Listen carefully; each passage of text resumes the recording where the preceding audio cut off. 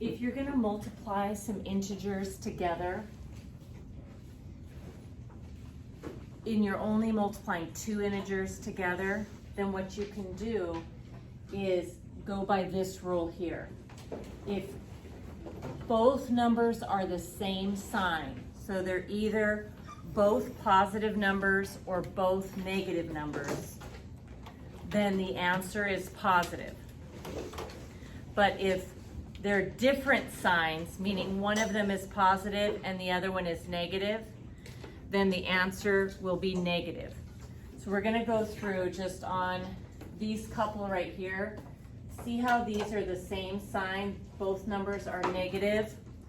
So what I know is that the answer to this particular problem, since they're both negative, it's gonna be positive. This one of the numbers is negative and the other one is positive. They're different signs, so I know that the answer to this one is going to be negative. Negative 6 times 5, they're different signs, one's negative and one's positive, so I know that the answer to this one is going to be negative. When I'm dividing, the rules are the same. So notice the signs are different. We have a positive number and a negative number. So that means that the answer to this one's going to be negative.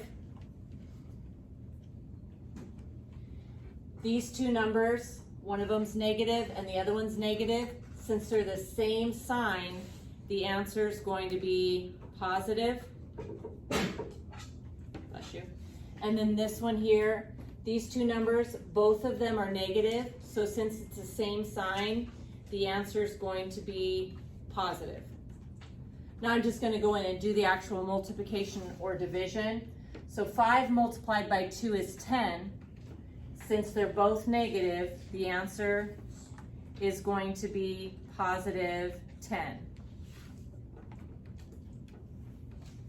This one here, 20 divided by 4 is 5, but because the signs are different, the answer is going to be negative. 6 times 5 is 30. Because the signs are different, the answer is going to be negative, so negative 30.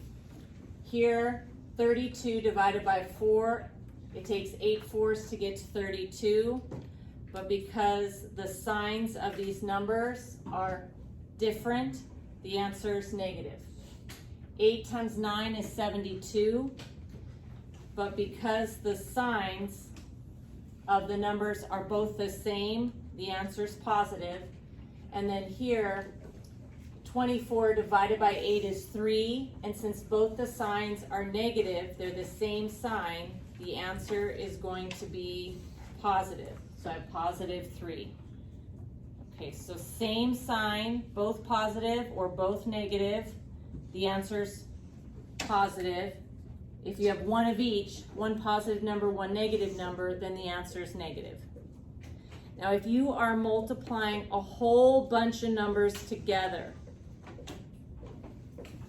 negative 5 times negative 2 times negative 1 times positive 2.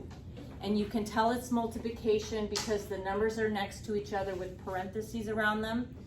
If I have this negative in front of that parenthesis, then it would be subtraction. But the number is up against a parenthesis, so it's multiplication.